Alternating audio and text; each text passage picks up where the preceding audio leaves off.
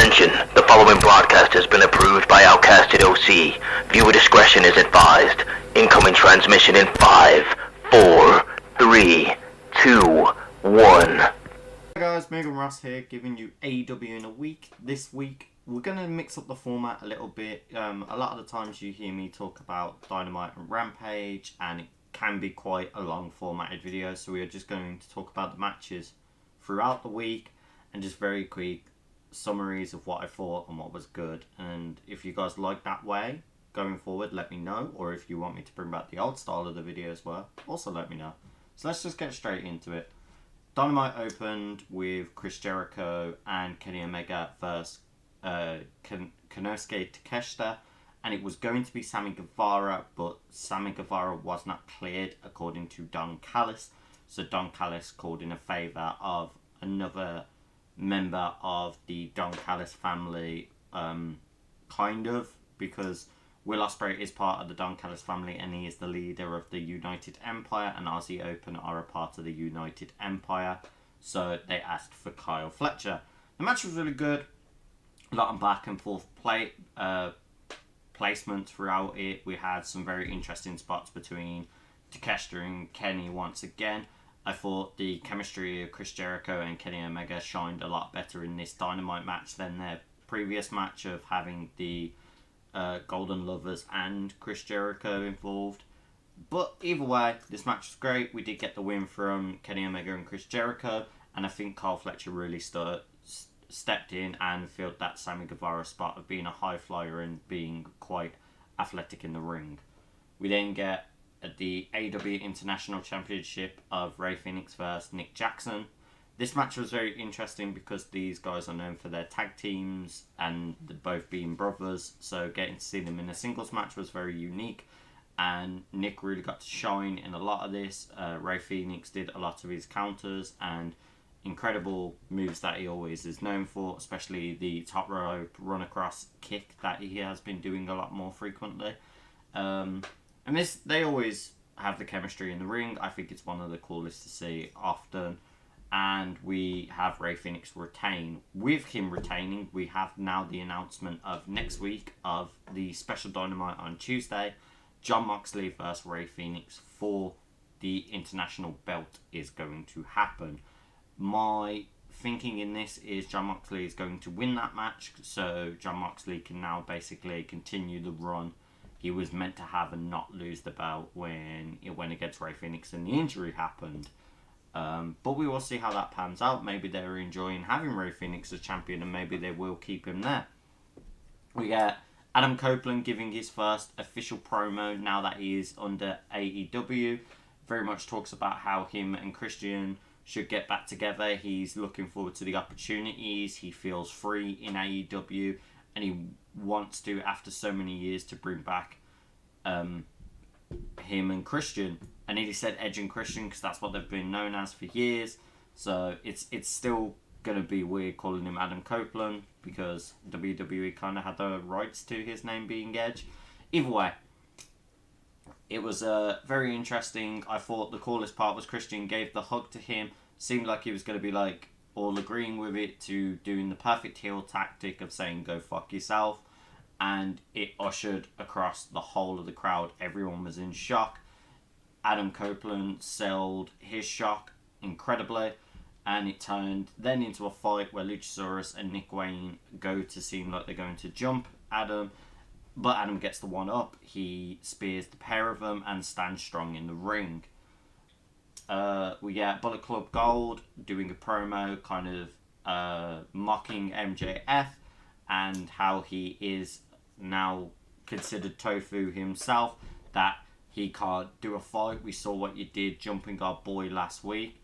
If you were a man, you'd come fight us. You would show what you can do. And he doesn't really show up to after a while until Juice Robinson came out. And I feel like Juice Robinson was the strong powerhouse of this kind of promo of getting, get your ass out here. Like, very much egging them on to come out. We get a back and forth promo with MJF and he's like, oh, I like how it works around here. Let's have a street fight right now. And it's MJF in a 3-on-1 scenario there, but he was ready to go. To not in the standard Bullet Club Gold fashion. They get out of the ring. But the camera did this perfectly because Jay White is stood there pointing his gun, his finger gun, at MJF, headshot on target, hits him straight away, and then takes and steals the belt from him. We now have Jay White running around having fun with this belt, already claiming it his, already claiming he's the champion and he is the truly elite champion and he is better than MJF and he will prove that. We get a really awesome return of Wardlow. I'm a little sad the crowd didn't pop as much as they would for him. And he went against Griff Garrison. We have not really seen Griff Garrison since Brian Pillman left the company to go now to NXT, where they've already teased him a couple of times there. And yeah, Wardlow kind of just buried him, like came with a massive aggression, stomped him out, hit his finisher, the Symphony Powerbomb.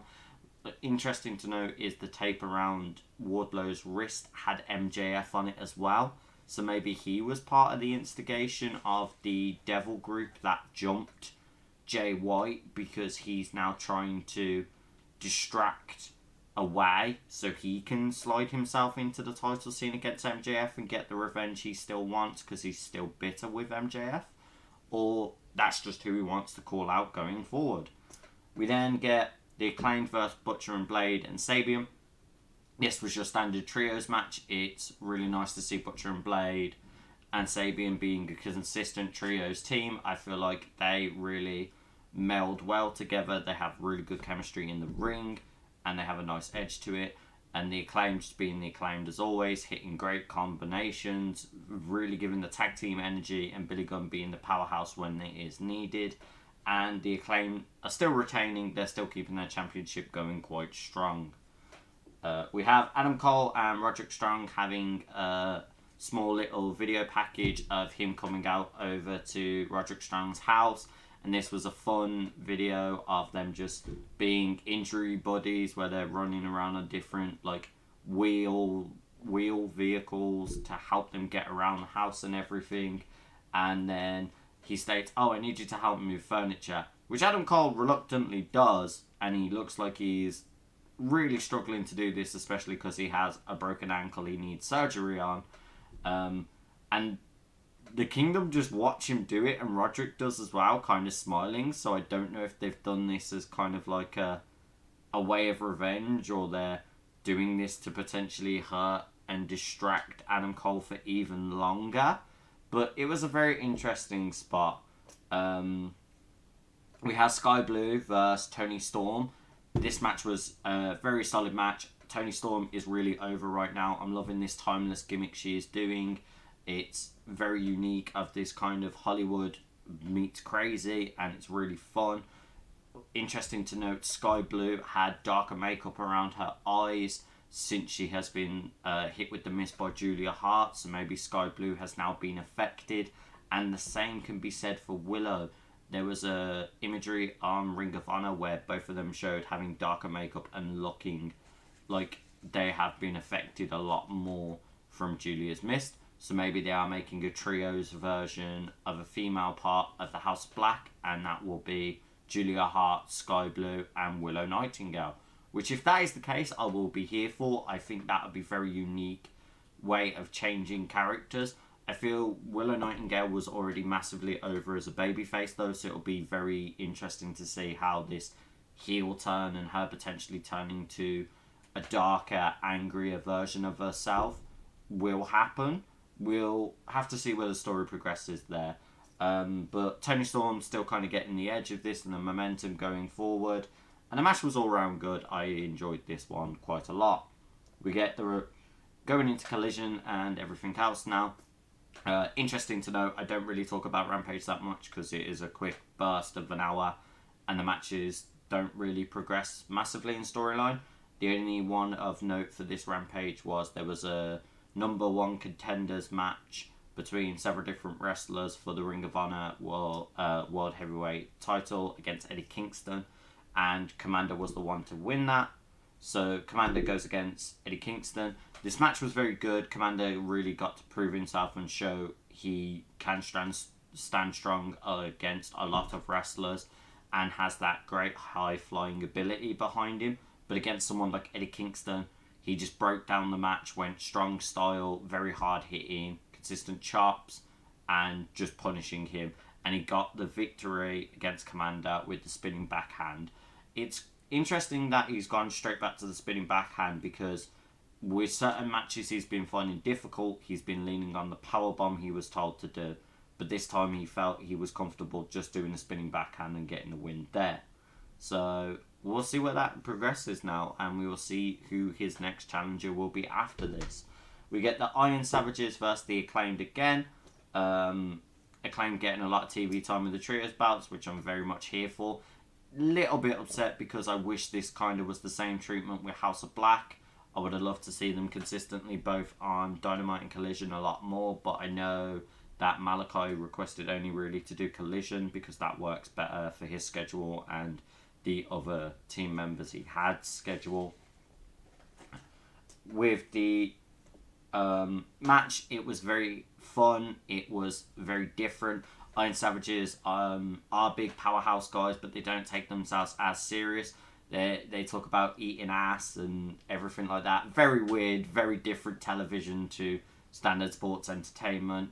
The thing I enjoyed most about this was getting to see Max Caster basically powerlift double his weight on one of the guys in the Iron Savages and slam them down. Acclaimed get to win this match, but I still feel Iron Savages came out looking quite strong, and it was a good match all round. We then have arguably one of my favourite matches of the night, which was Bryan Danielson versus Kyle Fletcher. I think this was a perfect match that stepped up to be high fly, like slight high flying, slight technical, very Japanese strong style between the pair of them. You have some savage hits from Bryan where he's got like a leg lock over him and he's just hitting pure elbow strikes. He then gets above Kyle Fletcher and just slamming down, and Kyle Fletcher's like kind of having to guard his face. There were several other spots we had where there was consistent strong kicks and Kyle just kind of ate them, but he would still respond and get back up with a lot of aggression.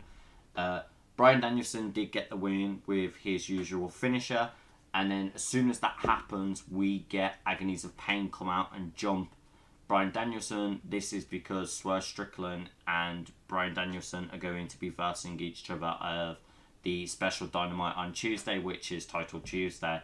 A lot of Agony of Pain get quite a decent damage going into Bryan, but then it's saved by the BCC coming out, so we get Claudio and Yuta coming and defending and aiding him. No Moxley to be seen, but that might just because he was having the day off.